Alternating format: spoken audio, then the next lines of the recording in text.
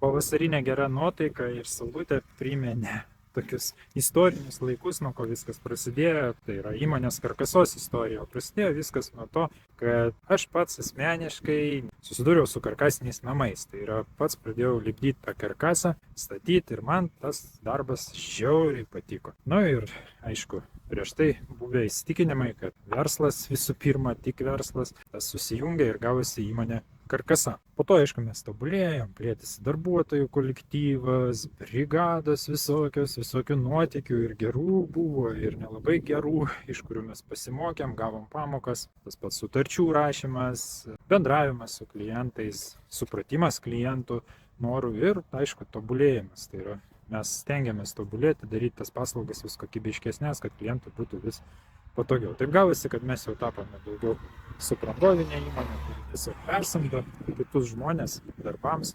organizuoja patogią statybą klientams.